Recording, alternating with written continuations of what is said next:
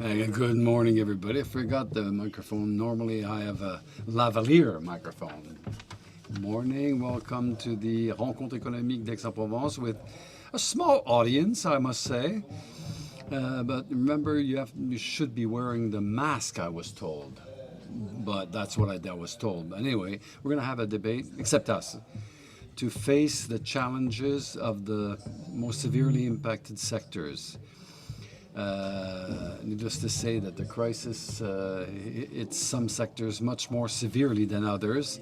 We'll talk about this. It's not necessarily behind us, notably for those who suffered the most.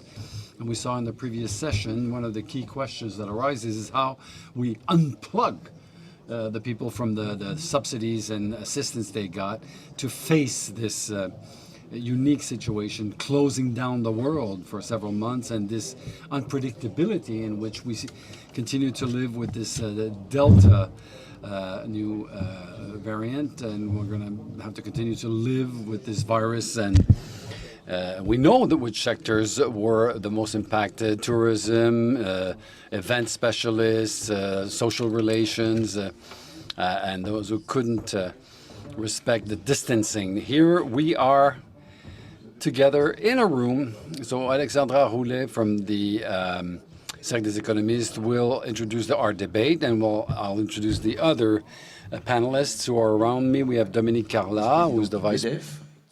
Plaisir d'être avec nous. Nous avons à côté d'elle Philippe Guillemot, qui est le directeur général d'Elior Group, dans la restauration, les cantines. On verra comment la crise vous a et vous impacte encore.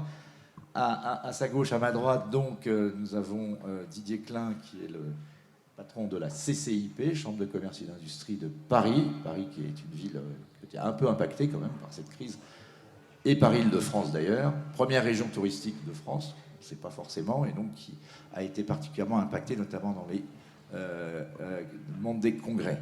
Et ensuite, à distance, également avec nous, nous avons le plaisir d'accueillir et ils auront l'occasion de s'exprimer, l'ancien gouverneur de la Banque centrale d'Estonie, qui est aujourd'hui conseiller économique du Premier ministre, Ardo Hansson. Bonjour, monsieur. Et puis, en Chine, la patronne d'Esquel Group, Marjorie Yang. Bonjour, madame. Hello. On va commencer peut-être tout de suite par vous, Alexandra Roulet, pour poser les termes du débat. Merci Philippe. Alors juste pour quelques mots d'introduction, donc on a une session sur les défis des secteurs les plus impactés.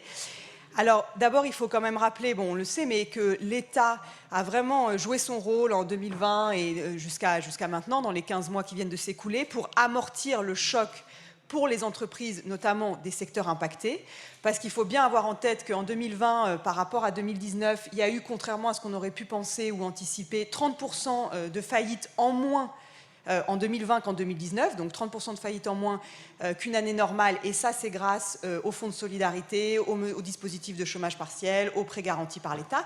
Mais de façon intéressante pour notre session, le secteur d'activité était très peu prédictif du risque de faillite. Donc en gros, les entreprises qui ont le plus subi les conséquences négatives des restrictions sanitaires et de la pandémie n'ont pas mis la clé sous la porte grâce au soutien de l'État.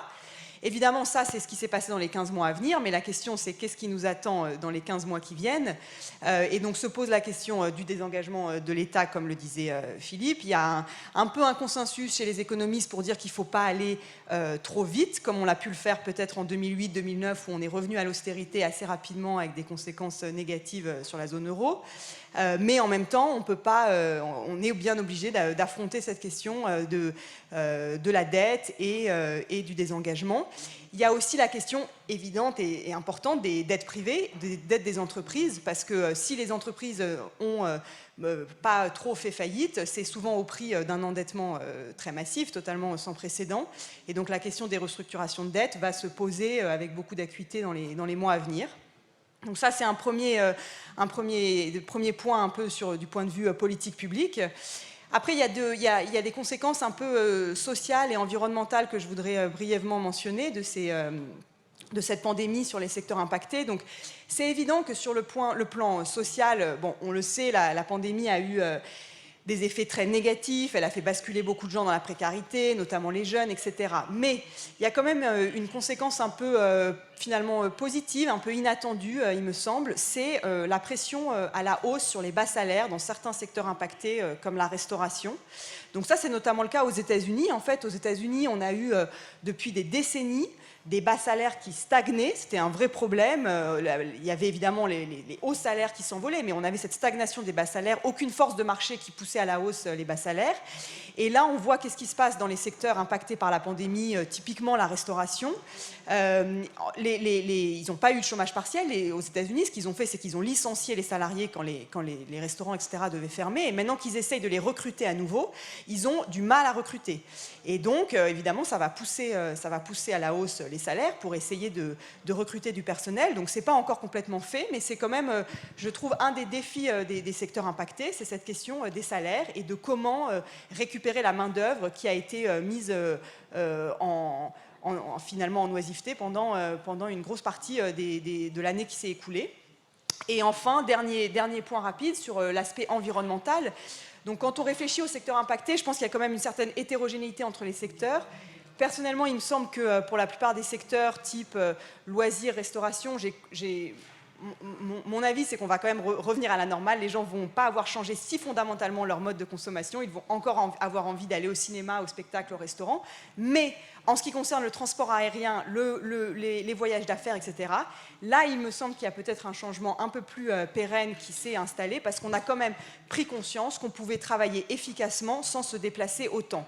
Et comme ça interagit avec cette problématique environnementale qui fait qu'on doit réduire nos déplacements, il me semble que là, il y a des défis vraiment majeurs qu'on peut voir sous l'aspect positif parce qu'on a vu qu'on pouvait être plus efficace qu'on ne le pensait en se déplaçant moins et donc probablement réduire les émissions. Mais évidemment, pour les secteurs concernés, c'est un énorme défi.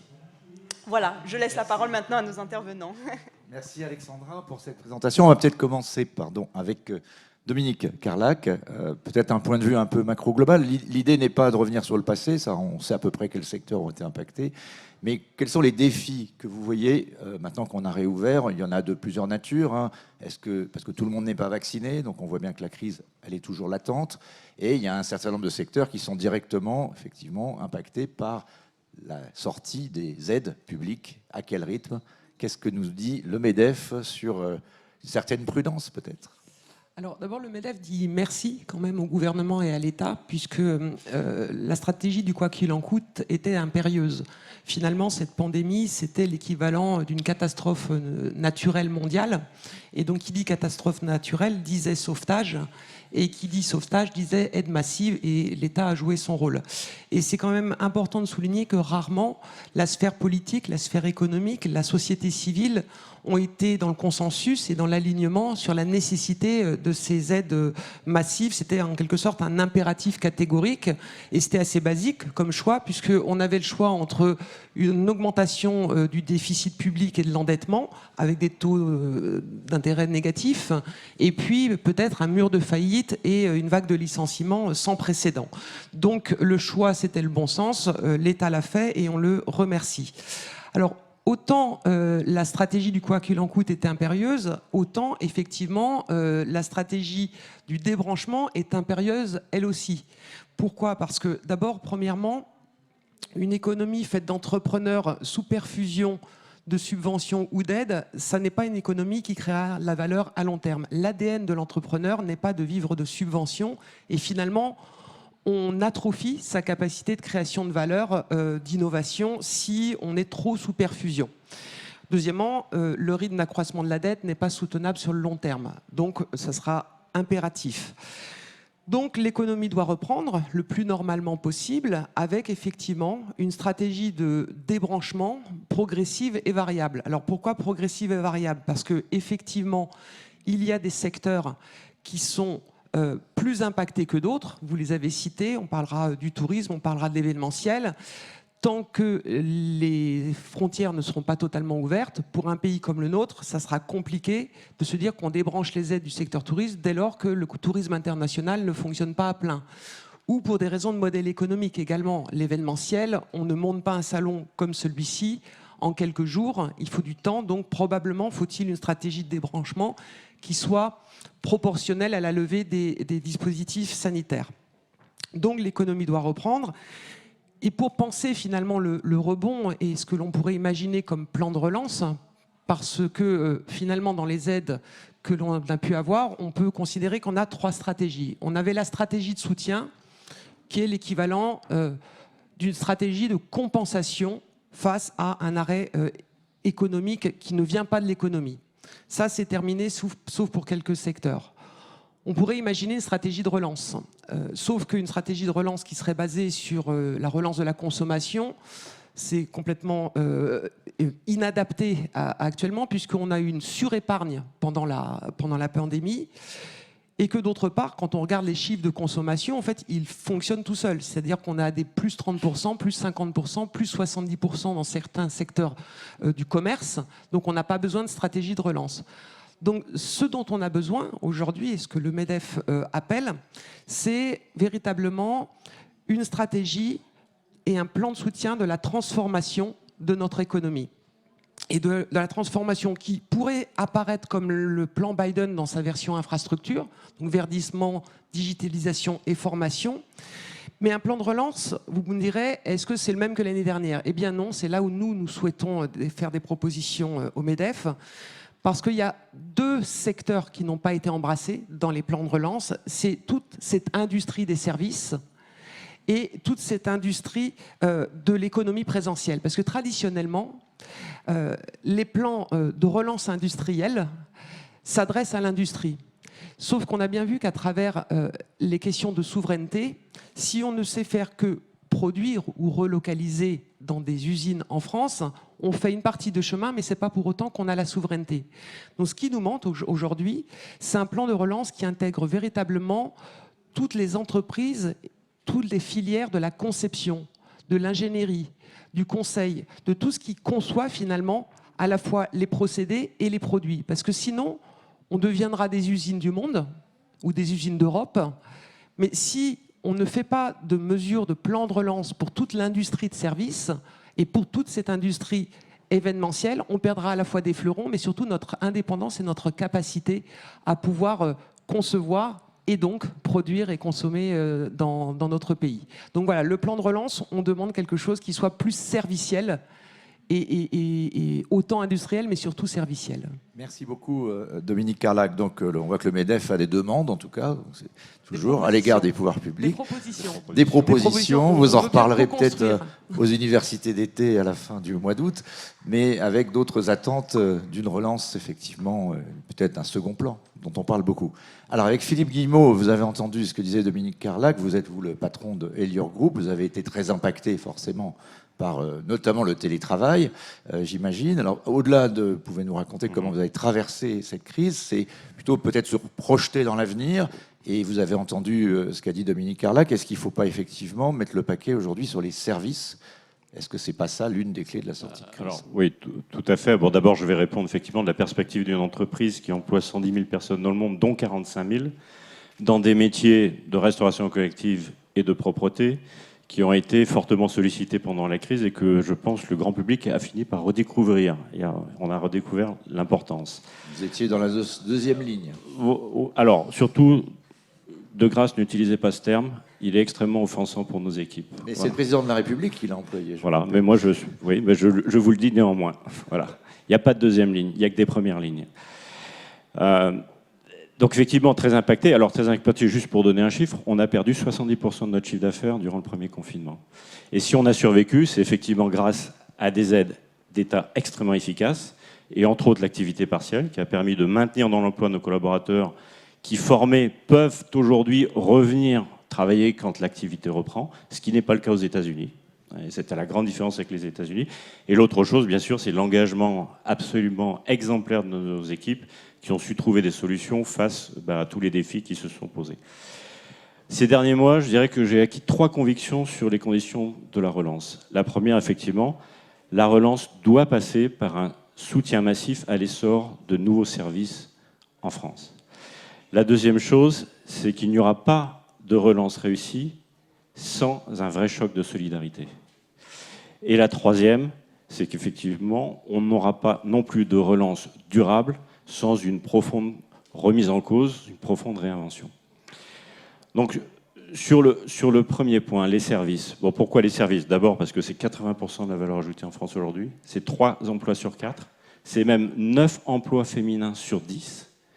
C'est aujourd'hui le chemin le plus court entre un acte de consommation et un emploi localisé, souvent non délocalisable.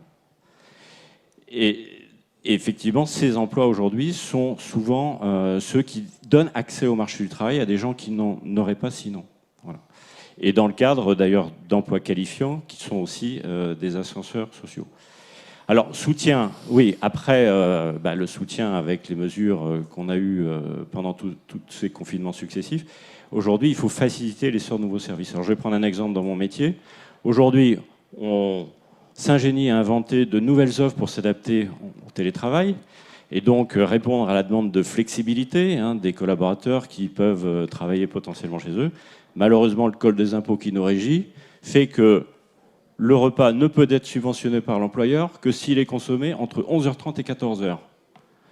Alors que s'il est pris sur le lieu de travail pour être consommé à domicile, il ne l'est pas. Bon, là, il y a peut-être quelque chose à remettre en cause. Relance réussie par un vrai choc de solidarité. Bon, déjà, d'un point de vue macro, il faut être clair, si on ne donne pas accès au vaccin aux pays pauvres, on n'est pas sorti de cette pandémie. L'autre question qu'on peut se poser, c'est qu'à l'aube d'une 4e vague qui va avoir son lot de restrictions sanitaires, on peut valablement se poser la question de la vaccination obligatoire. Quand on voit la destruction d'emplois qu'entraînent ces restrictions sanitaires. Et dernier point en matière de solidarité, je crois qu'il va falloir sérieusement se préoccuper de ceux qui ont été le plus impactés. Je pense en particulier à la jeune génération, qui est aujourd'hui aux portes du marché du travail. Et je pense qu'il va falloir être très créatif pour leur faciliter, je dirais, l'accès au marché du travail. Et je pense qu'on a également été tous profondément choqués par les files d'attente de ces étudiants qui allaient dans les banques alimentaires chercher de quoi se nourrir, alors qu'il y a d'autres solutions. Donc est-il normal que dans la 6e puissance mondiale, on fasse reposer 100% de la lutte contre la précarité alimentaire sur l'associatif? C'est une question, alors qu'on a d'autres réponses et que d'autres pays ont apporté d'autres réponses. 3e point, il va falloir effectivement se réinventer profondément. Tous les défis qu'on avait avant la pandémie, le réchauffement climatique, on nous annonce 5% d'augmentation des émissions de gaz à effet de serre en 2021. Toujours là. La pollution des océans par les plastiques, toujours là. L'augmentation de l'obésité dans le monde, toujours là. Et donc, il va falloir qu'effectivement, les entreprises dont nous sommes partis soient autant jugées sur leurs critères financiers que sur leurs critères extra-financiers, et donc leur contribution à relever ces défis. Dans notre cas, c'est la lutte contre le gaspillage alimentaire, c'est la réduction des plastiques à usage unique, et c'est la réinvention d'offres qui font moins appel aux protéines animales. Donc à nouveau, les services, bien évidemment, la solidarité, un vrai choc de solidarité, et une accélération de la transformation de tous les secteurs, qu'ils aient bénéficié ou qu'ils aient été affectés par la crise. Merci beaucoup, monsieur. Didier Kling, pardon, qui est le président de la Chambre de commerce et d'industrie de Paris et Île-de-France. Alors vous, de votre côté, dans cette grande région capitale, comment vous avez traversé cette crise? On voit quand même qu'il y a des impacts qui sont encore présents. Est-ce que vous avez de l'espoir d'un redémarrage? On le disait, il y a quand même des secteurs, tourisme d'affaires, congrès, qui est encore en panne. On a nécessairement d'espoir, sinon on n'est pas chef d'entreprise. Et on représente les chefs d'entreprise. Les chambres de commerce, c'est 800 000 entreprises qui cotisent. Pas beaucoup, égard à la qualité des services rendus, mais elles cotisent un peu. Et puis ce sont accessoirement mes électeurs, donc je suis très prudent dans les propos que je peux formuler à cette occasion. Chambre de commerce, on est à la fois observateur par ces 800 000 entreprises, toutes dimensions, tout secteur d'activité, et puis on est acteur également au travers de l'enseignement et de l'événementiel, donc nécessairement secteur fortement impacté. Comme observateur, ce que je vois, c'est que on a tendance à dire, comme toujours, lorsqu'il y a une crise, le monde d'après ne sera pas comme le monde d'avant. En réalité, non. Le monde d'après, par contre, il va subir des évolutions beaucoup plus fortes à raison de la crise. On a dit un mot tout à l'heure du secteur aéronautique. Ce qui me frappe, c'est que sur le secteur aéronautique, certes, il a des problèmes liés à la crise et à des changements de comportement, Est-ce que, notamment, le tourisme d'affaires va se développer dans les mêmes proportions? Alors, ce sont des grands contributeurs, les touristes d'affaires. Mais j'appartiens à un conseil d'administration, on se réunit une fois par trimestre, les World Trade Center, quelque part sur la planète, pour 2 jours, le week-end de préférence, qui est plutôt agréable. Est-ce qu'on le fera encore demain? Sans doute pas.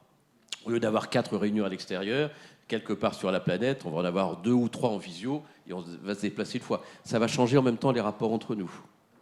Ça change donc pour les compagnies d'aviation, mais elles ont un autre souci à cette occasion, c'est qu'une accélération très forte de la transition écologique.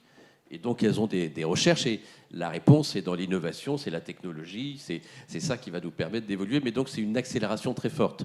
Dans un autre secteur qu'on observe évidemment de près, le secteur du commerce. Ça existait déjà avant la crise, l'e-commerce, mais c'était assez marginal. Aujourd'hui, à l'occasion de la crise sanitaire, ça s'est développé. Là où ça représentait 15%, c'est 25% du commerce en ligne aujourd'hui dans ce secteur d'activité. Et je ne pense pas que le consommateur va changer de comportement. Donc il faut vraiment que le commerce s'adapte à cette nouvelle donne. Deuxième volet, comme acteur de l'événementiel. C'est très simple, hein. Au mois de mars d'il y a plus d'1 an, maintenant, on a fermé, le fameux dimanche, je me souviens très bien, le salon de l'agriculture, on attendait 60 000 personnes, 0. Et depuis, ça a été pas loin de 0 ou à peu près. Mais ça reprend. La preuve, est-ce que les rencontres économiques d'Aix, est-ce que cette année, on avait l'idée de les faire en visio? On s'est dit, tiens, finalement, ça peut être agréable de revenir à Aix quand même. C'est pas mal. Ça n'interdit pas la visio, mais ça peut être agréable. Ce qu'on appelle l'hybridation. On fait de l'hybridation. Et ça va rester, ça. Et ça, oui, je pense que ça va rester. On a testé, donc on reprend cette activité tout On doucement. va pas non plus qu'à rester des vaches virtuelles, hein. On peut, mais on a le plaisir tout de même de prendre un café ensemble, et les restaurants virtuels, ça marche pas bien. Donc on est heureux de se retrouver. On a testé, il y a 15 jours maintenant, Vivatech à la porte de Versailles. C'était de l'hybride. Il y avait une jauge, on a respecté la jauge, pas plus de 5000 personnes, mais il y avait beaucoup de monde qui était. C'est intéressant de voir qu'un salon très axé sur une nouvelle technologie comme Vivatech, ou le CES de Las Vegas, qui cette année, lui, a été totalement digitalisé. Il y a une enquête qui a été faite après. 85% des participants ont dit, franchement, être sur place, c'est quand même mieux. Mais Didier, ce qu'on ressent, c'est qu'il y a un désir quand même de se retrouver. On le voit bien à Aix-en-Provence. Les gens, peut-être, ont encore un peu peur, mais il y a de plus en plus de gens vaccinés. On retrouve la question qu'évoquait Philippe Guillemot, l'accélération de la vaccination. Est-ce que dans les difficultés, les goulets d'étranglement de la reprise, il n'y a pas un souci très important qui est celui de faire revenir les salariés concernés, qu'on n'a pas vus pour certains pendant 1 an, ou qui, dans certains de ces métiers, je pense à la restauration, l'hôtellerie, etc., ne sont pas dans des métiers qui étaient, alors pardon pour le mot deuxième ligne, mais en tout cas qui étaient bien valorisés, et c'est ce que disait Alexandra. Est-ce qu'on n'a pas aujourd'hui un sujet de revalorisation de ces métiers, et notamment des salaires qui vont changer les conditions d'exercice? Oui, deux réponses peut-être à la question qui est plus large en fait. Je reviens une seconde sur les salons. Ça veut dire que le modèle de développement économique de ces salons est nécessairement transformé après la crise. Parce que le digital, c'est bien, mais lorsque je vais dans un salon, je paye. Si je suis sur mon écran, le modèle économique n'est pas le même. Et je ne retrouve pas ma rentabilité et l'amortissement de mes frais. Donc il faut qu'on trouve une autre solution. On va inaugurer une autre solution à l'occasion de Maisons et Objets, qui va se tenir normalement en septembre sous une forme différente. Deuxième question, c'est quid des salariés qui ont pris l'habitude du télétravail? Ça existait déjà avant le télétravail, mais c'était très marginal. Aujourd'hui, ça s'est développé dans des conditions telles qu'il est difficile de recruter un collaborateur aujourd'hui si on ne lui offre pas une partie de télétravail. Ça a des conséquences pour le salarié. Si j'ai bien compris certaines études économiques récentes, ça accroît la productivité. Donc ça a des avantages. Ça peut avoir des inconvénients parce que moi, employeur, je peux dire si vous êtes à 20 km et que je ne vous vois pas beaucoup au bureau, tout va bien. Mais finalement, plutôt que d'être à 20 km, vous pouvez être à 1000 km. Ce sera pareil. Et à propos, si vous étiez à 10 000 km, ce serait pareil. Peut-être est-ce que le coût ne serait pas le même. Et le télétravail, c'est bien pour certaines activités. Les études qui montrent, en Ile-de-France notamment, à peu près 40 à 45% des travaux peuvent être télétravaillés. Oui, mais si ce sont les fonctions support, c'est possible. Par contre, tout ce qui est lié à l'innovation technologique, la créativité, il faut bien se retrouver ensemble et bavarder. Il reste qu'un certain nombre de collaborateurs ont dit c'est tellement sympathique le télétravail que j'ai pas trop envie de revenir. Et notamment le secteur de la restauration que vous évoquez, on parle de 100 000 emplois non pourvus. Et j'ai parlé 110 000 même. avec un certain nombre de restaurateurs qui me disent « Moi, j'ai du mal à trouver, parce que c'est un métier qui est superbe, très exigeant, avec des horaires compliqués. On travaille le week-end et au moment des fêtes, quand les autres ne travaillent pas. Et donc, on a envie de faire autre chose aujourd'hui. Donc, ça pose des problèmes particuliers. Il faut renforcer l'attractivité, effectivement, de ces travaux. » Merci beaucoup Didier. Alors on va maintenant se tourner en distanciel, en Zoom, grâce à la magie de Zoom, avec nos deux intervenants qui sont à l'étranger. Je vais commencer par donner la parole à Ardo Hansson, qui est le conseiller économique du Premier ministre d'Estonie. Monsieur Hansson, bonjour. Hello. Oui, bonjour. The floor is yours. Okay, should I start? Yes, you can. You can go. Hello? Oui,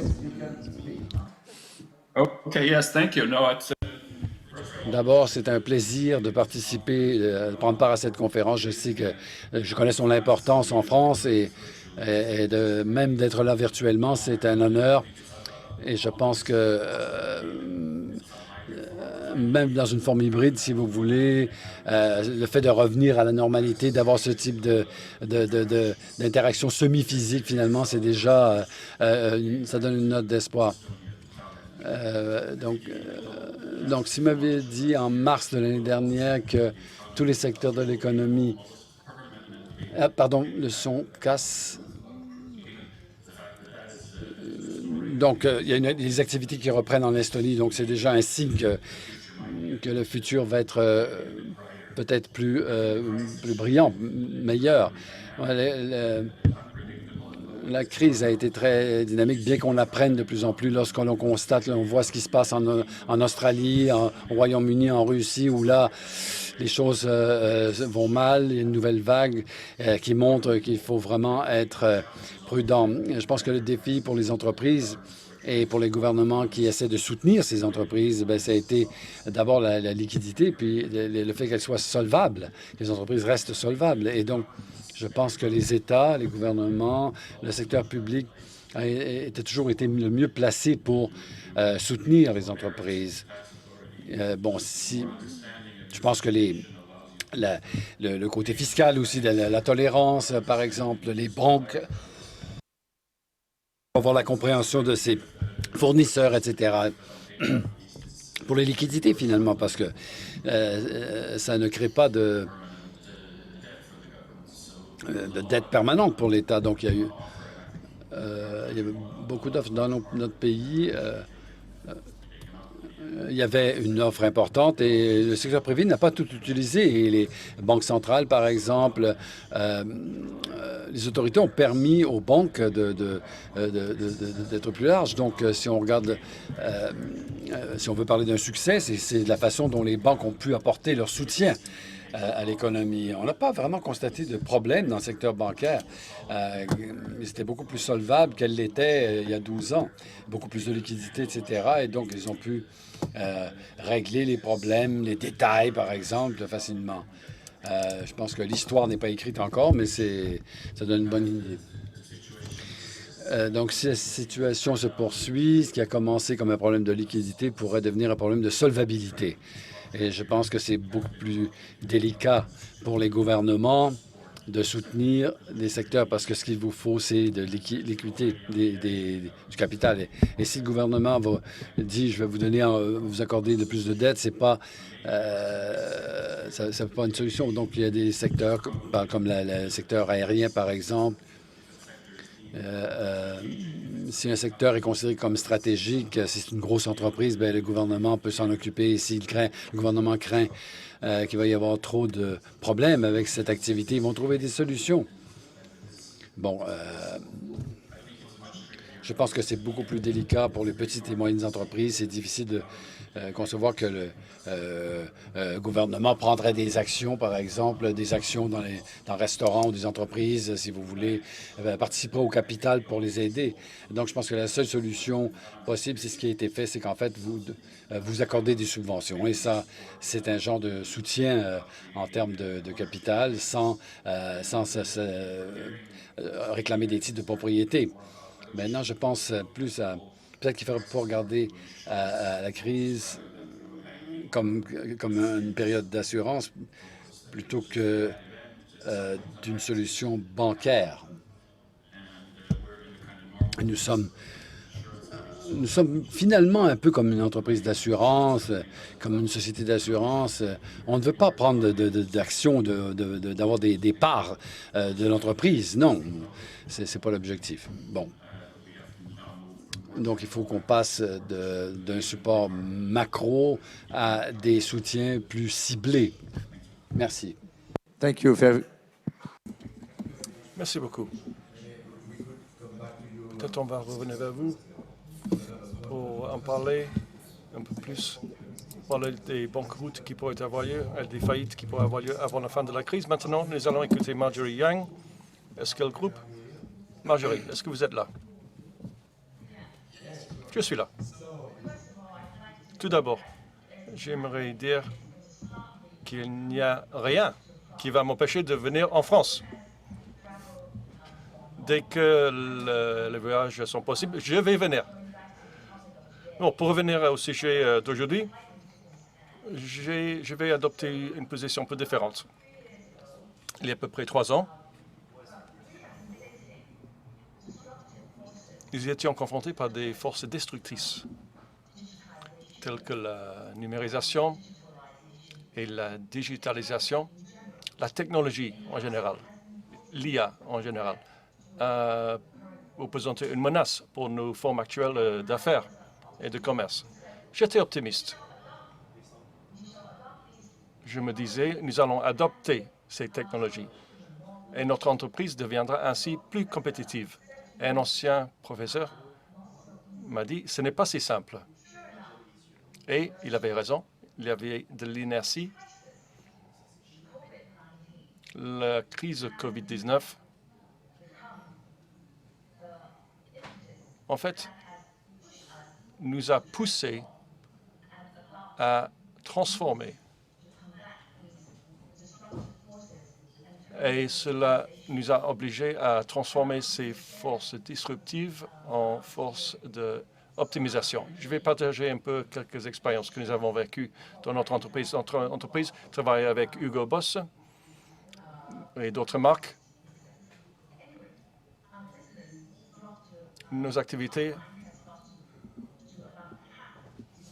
sont à peu près la moitié de leur niveau précédent actuellement. Mais nous sommes devenus beaucoup plus efficaces grâce à la numérisation. Parce que tout d'un coup, les clients sont plus prêts à adopter la technologie numérique. Par exemple, l'échantillonnage numérique. Nous avons fait la promotion de ces concepts depuis très longtemps, mais il a été difficile d'adopter ces techniques parce qu'ils sont différentes. Deuxièmement, la digitalisation. La digitalisation veut dire des nouveaux modèles économiques.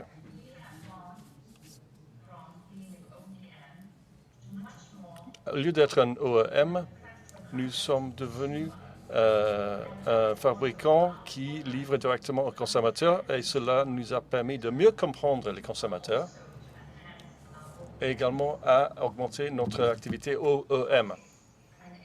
La robotique et l'IA ont toujours été une menace. Par contre, ici, il y a une opportunité. Nous avons augmenté notre capacité d'automatisation, où l'automatisation ne remplace pas l'ouvrier, mais augmente sa capacité.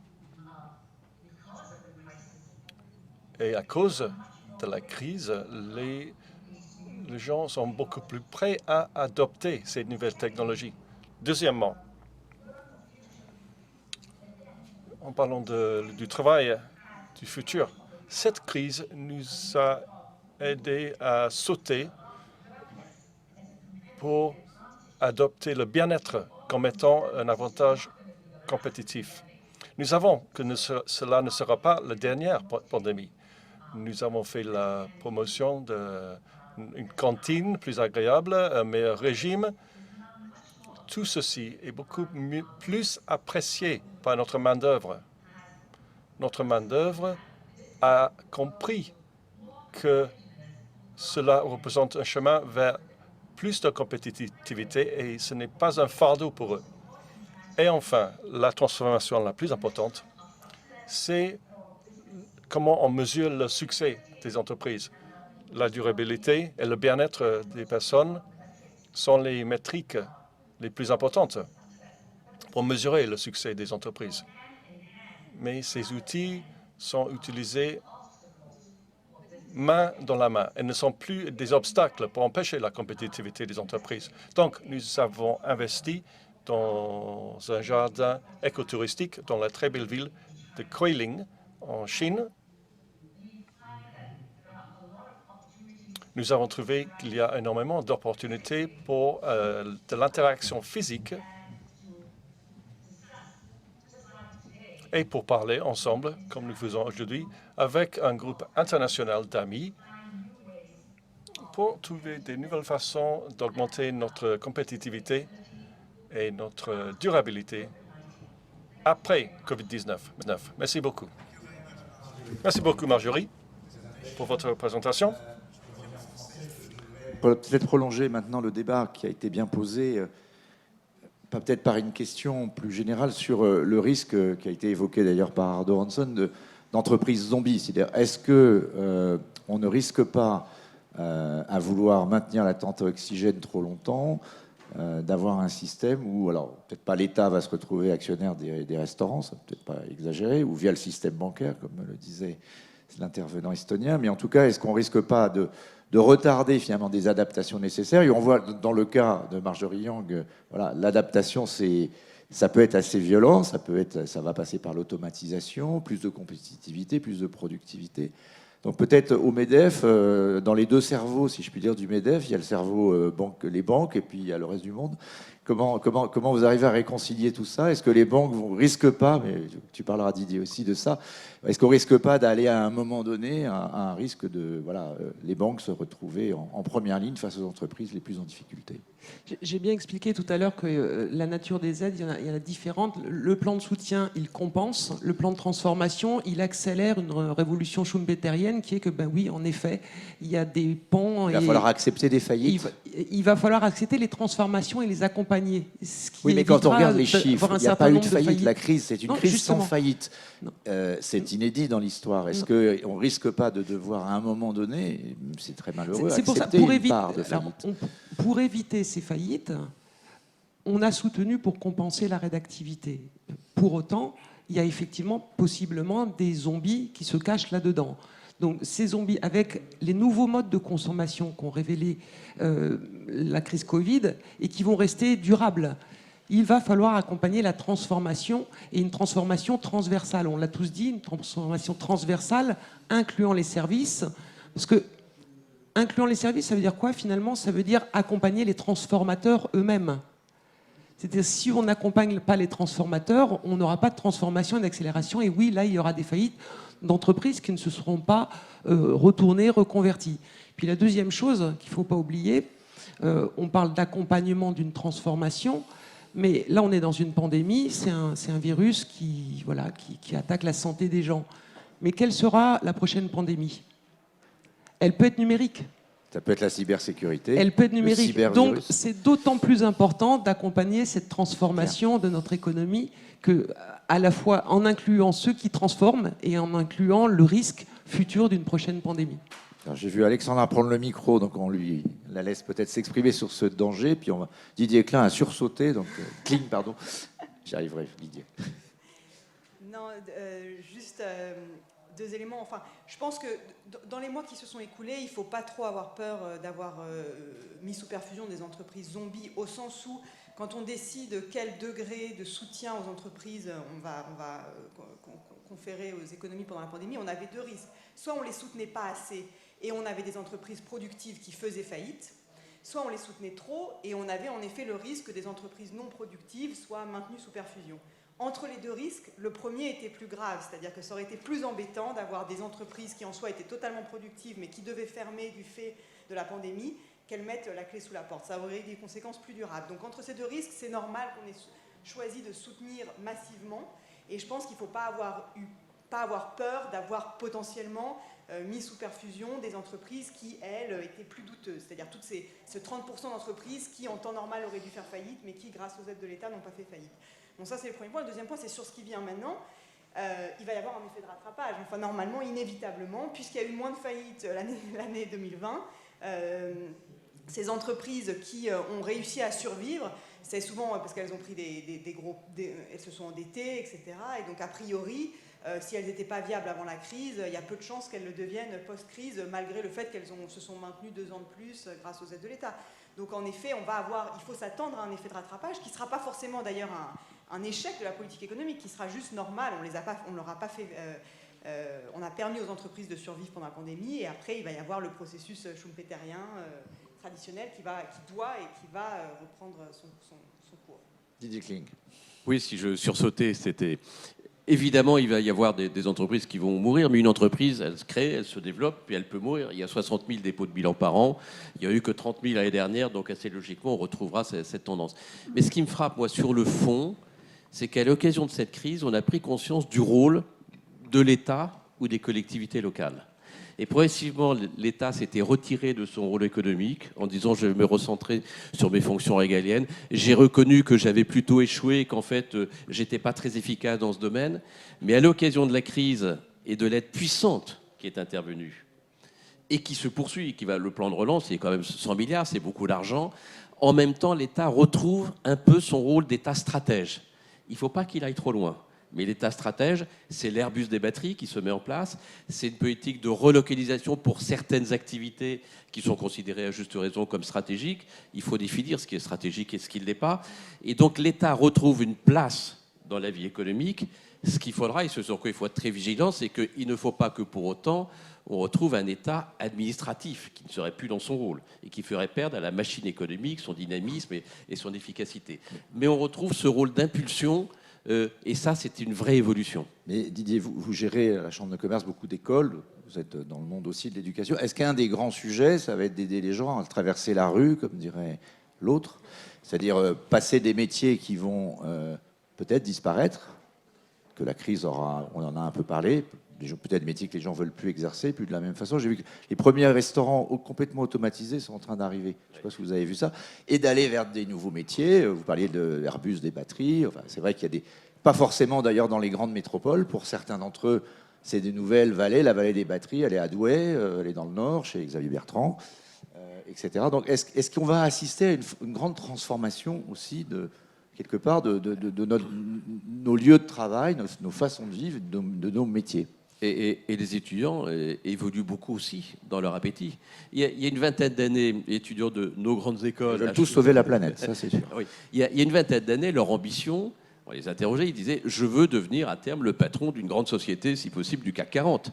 Et je verrai l'évolution de ma carrière parce que maintenant c'est le Next 40. Je vais avoir un bureau avec une moquette un peu plus épaisse et des fenêtres un peu plus grandes. » Aujourd'hui, c'est plus le cas. La moitié d'entre eux disent « nous, on veut créer notre entreprise ». Quitte, au bout de quelques années, à la vendre très très cher, une entreprise déjà installée. Mais je veux créer mon entreprise.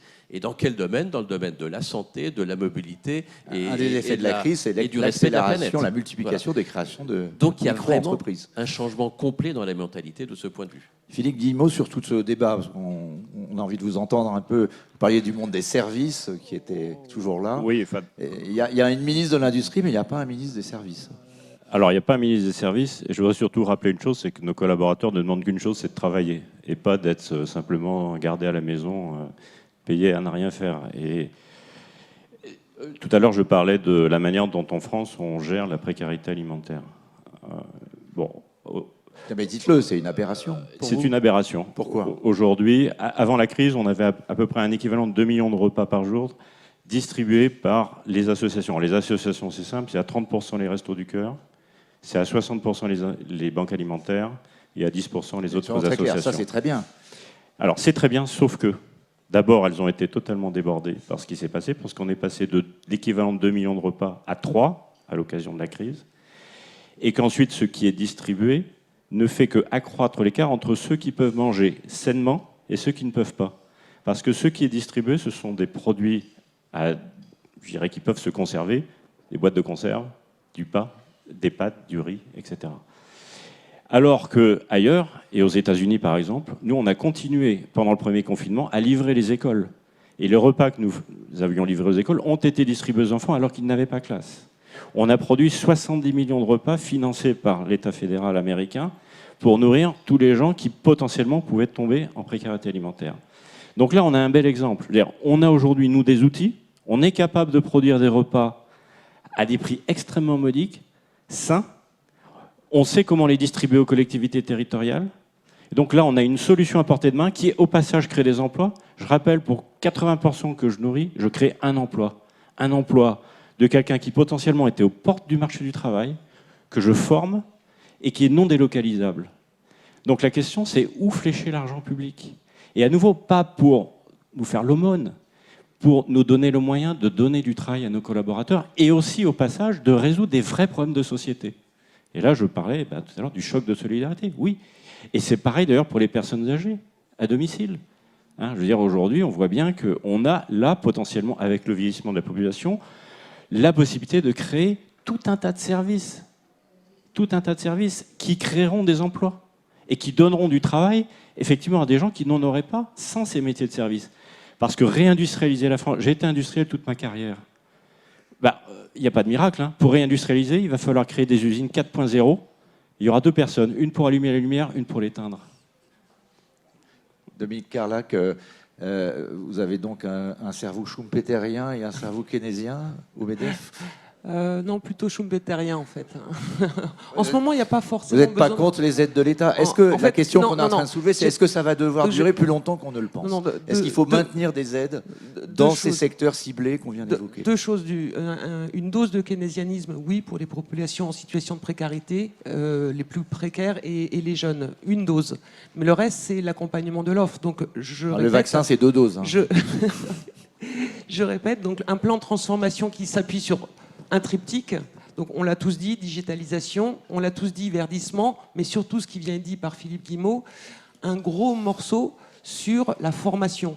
Parce qu'il y a des métiers en déclin, il y a des métiers moins attractifs, en revanche, il y a des métiers en émergence et en développement, et là on a assisté à une accélération et de ces déclins, et de cette émergence et de ce développement. Donc, et si ce deuxième plan de relance dont on parle, donc si on ne met pas massivement... C'est les compétences d'abord. Donc c'est les compétences et c'est la reconversion des compétences pour ceux qui sont déjà sur le marché de l'emploi mais qui ne veulent plus faire ce qu'ils faisaient avant. Et puis c'est l'accès aux jeunes sur des nouveaux métiers, des nouveaux besoins parce qu'on a de nouveaux modes de consommation et des nouvelles visions d'entreprise par ailleurs. Et on parlait des jeunes tout à l'heure, je voudrais juste rajouter, aujourd'hui, les jeunes qui arrivent sur le marché du travail, ce qu'ils veulent, c'est du sens à ce qu'ils font. C'est du sens qu'ils cherchent. Alexandra. Oui, c'est évident que d'un point de vue conceptuel, la formation aux nouveaux métiers, etc., c'est clé. Mais le problème, c'est la mise en pratique. C'est-à-dire que les jeunes, en effet, que vous venez d'évoquer, eux, c'est sûr, ils vont choisir des formations plus tournées vers les métiers d'avenir. Mais le problème, c'est toutes les personnes d'âge plus mûr pour qui la reconversion, c'est plus difficile qu'une formation initiale. C'est-à-dire que, notamment chez les moins qualifiés, qui ont travaillé pendant 20 ans dans un certain secteur, l'idée de se former à des nouveaux métiers, c'est difficile. C'est-à-dire qu'on le voit très concrètement à Pôle emploi, quand il faut proposer des formations, il y a peu d'appétence en fait à ça. Autant les jeunes, ils ont peut-être en effet cet enthousiasme pour les secteurs d'avenir, autant je pense que si on prend des salariés de 50 ans, c'est beaucoup moins évident. Et donc ça c'est une vraie question. C'est-à-dire que c'est bien de mettre de l'argent dans les formations, mais le problème, c'est de faire en sorte que les gens qui en ont le plus besoin en bénéficient. Et il y a des détails très concrets de mise en application de ces programmes qui sont difficiles, quoi. Donc c'est conceptuellement très, très évidemment la solution, mais difficile à réaliser. Maybe we come back to Ardo Hansson. Peut-être on pourrait revenir à Ardo Hansson, si vous êtes là. Monsieur Hansson, vous êtes là? Oui, j'ai une question pour vous. J'ai écouté ce que vous disiez tout à l'heure. Je ne sais pas si vous avez bien compris, vous avez pu suivre nos discussions, parler de l'éducation et la formation et le besoin d'avoir plus de subventions, pas seulement pour sauver des entreprises, mais également pour aider la main-d'œuvre à transformer et à aller vers des nouveaux emplois. Qu'est-ce que vous en pensez? Derrière il y a l'impact direct de la pandémie et ce qui se serait passé dans le monde sans la pandémie. Je pense que ces autres processus que vous appelez ça le verdissement ou digitalisation sont des processus plus fondamentaux. Dans la plupart des cas, ils ne sont pas liés directement à cette crise pandémique. Vous parlez des restaurateurs et les ouvriers dans les autres domaines. Je suis même préoccupé par la zombification à cause de la nature du choc. Ce n'est pas un choc qui est arrivé à cause d'une faiblesse fondamentale dans le monde économique, parce que les gens investissaient dans le mauvais secteur, où les entreprises avaient fait les mauvaises décisions. C'est quelque chose qui est arrivé comme un coup d'éclat, un coup de tonnerre, et beaucoup de ces secteurs sont en difficulté. On ne peut pas dire à un propriétaire de restaurant, vous aurez dû savoir qu'en 2020, il y aurait cette pandémie, et ensuite, par conséquent, vous aurez dû investir dans tel ou tel domaine. Non, je pense que les leçons qu'il faut en prendre sont difficiles à définir. Peut-être il faut avoir meilleure rigueur dans la fiscalité. Il y aura toujours de la fraude. Il y aura toujours des gens qui vont tricher ou d'autres personnes qui, dans l'entreprise, auraient fait faillite de toute façon et ils n'avaient pas besoin, ils ne méritaient pas un certain soutien. Mais ces questions ne sont pas vraiment très importantes. S'il y a certaines entreprises qui peuvent bénéficier de ces programmes, c'est le plus important. Ce qui m'intéresse plus, c'est de pouvoir repartir dans l'autre sens très rapidement. Nous avons des problèmes dans nos chaînes logistiques. Et ça, c'est parce que le relance était plus en forme de V, plus rapide qu'on aurait pu penser. Et donc, les gouvernements peuvent être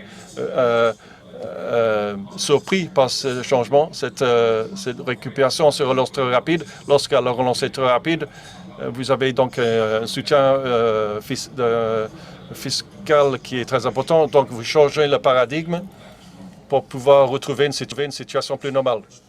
Peut-être une question également par Marjorie Young également. Si vous êtes là, Marjorie, vous êtes là? J'espère que vous avez pu suivre nos discussions. Nous avons parlé des emplois et je vous écoutais et je me demandais est-ce que la plus de digitalisation, ça veut dire moins de bons emplois pour les jeunes? Je ne pense pas, non. Je pense que c'est aux dirigeants des entreprises de s'assurer d'avoir une croissance plus inclusive.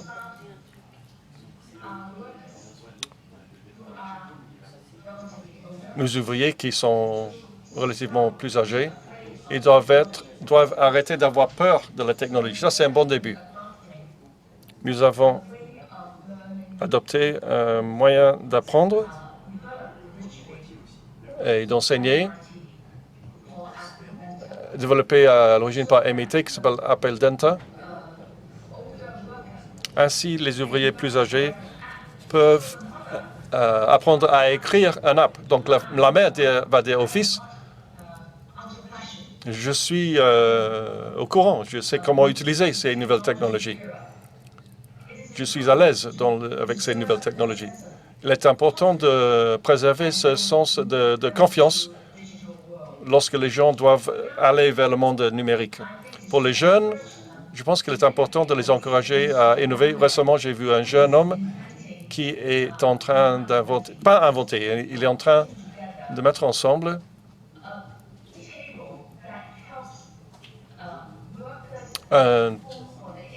une table. Il aide les ouvriers lorsqu'ils sont chez eux de dépasser des passions. Cela va faciliter le travail des personnes qui fournissent des soins à des personnes âgées chez eux.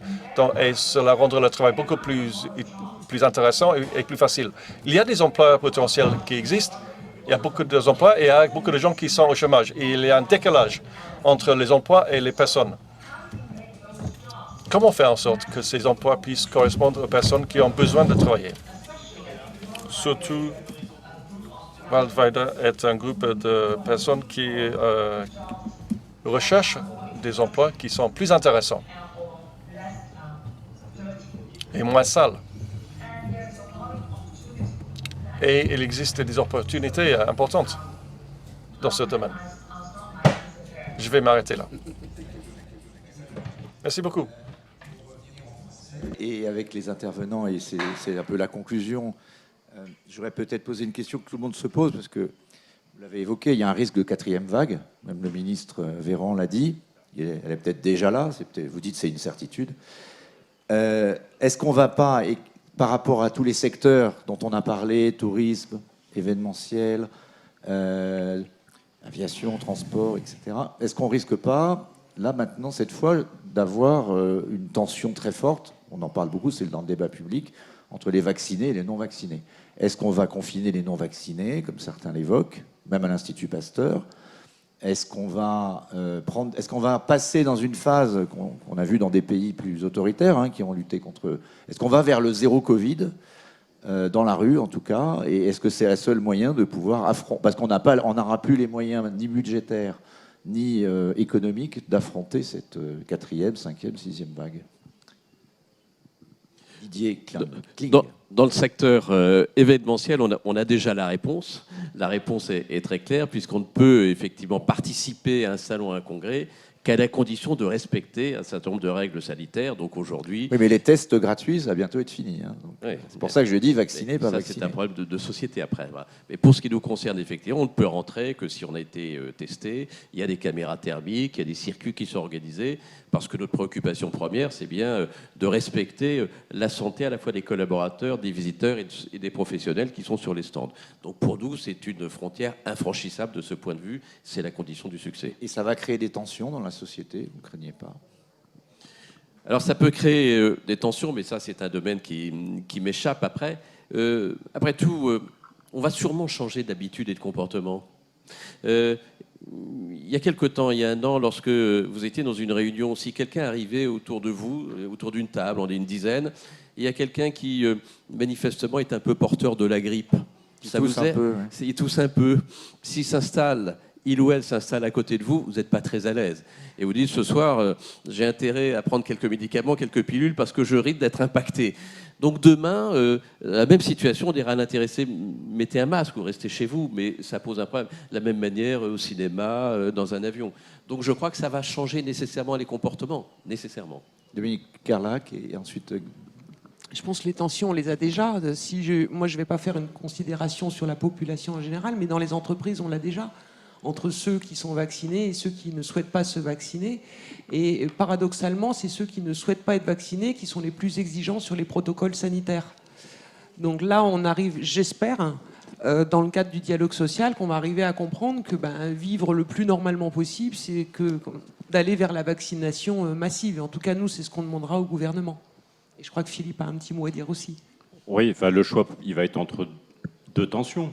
Celle sur la vaccination ou celle sur les dégâts que ça fait sur l'emploi. Il va falloir choisir entre les deux. Enfin, quand vous voyez que Lisbonne, finalement, la première mesure qu'ils prennent, c'est de remettre tout le monde en télétravail, vous imaginez, sur un métier comme le mien, l'impact que ça a? Donc il va falloir choisir, et il est urgent de choisir. Et effectivement, les fameux protocoles, vous voyez, depuis le 1er juillet, on a soi-disant de nouveaux protocoles dans les entreprises qui permettent à tout le monde de revenir. C'est faux. 1 mètre entre chaque personne, ça veut dire que dans les ascenseurs à la Tour à la Défense, vous ne mettiez pas plus de 4 personnes. Donc vous ne faites pas revenir plus de monde. C'est faux. Parce que sinon, vous avez des embouteillages tels que ce n'est pas possible. Donc oui, la tension, elle est déjà là aujourd'hui. Elle est déjà là. Alexandra, on a balayé beaucoup de sujets. Vous avez la lourde tâche de conclure. Non, je pense qu'on a eu, on a eu tous un peu un consensus sur le fait que finalement, jusque-là, la pandémie a été plutôt relativement bien gérée, mais que les défis sont à venir, à la fois du fait de l'éventuelle 4e vague qu'on évoquait, à la fois du fait surtout, ce que j'ai beaucoup entendu, c'est que finalement les défis sont ceux qui existaient avant le Covid, c'est-à-dire la digitalisation, la transition écologique, etc., que le Covid n'a fait que révéler, et dans une certaine mesure accélérer de façon positive, et donc ça, c'est vraiment les défis qui nous attendent. Mais le dernier vrai défi, je pense, c'est celui de la prochaine crise, c'est-à-dire au-delà de la 4e vague qui serait finalement juste une étape supplémentaire de cette pandémie. Et il faut quand même espérer qu'avec une grosse partie de la population vaccinée, même s'il y a une 4e vague, les hôpitaux soient moins engorgés, et c'est ça finalement qui déclenche les restrictions sanitaires. Donc on peut quand même espérer sortir de cette pandémie, mais le problème, c'est est-ce qu'on sera prêt pour affronter la prochaine crise? Parce que là, on a vraiment tout donné, et il faut quand même qu'on puisse, si la prochaine crise, qu'elle soit de nature sanitaire ou autre d'ailleurs, prochaine crise macro arrive à échéance 5 ans, il faudra que l'État, etc., se soit quand même remis sur pied pour pouvoir l'affronter, et c'est ça, je pense, le vrai défi. Comme la France fait en moyenne 20 à 30 points de PIB de dette par crise, on sera donc à 150 points de PIB à la prochaine crise économique. Ça sera la conclusion optimiste de ce débat. Il est 9h50. Je rends la parole aux organisateurs.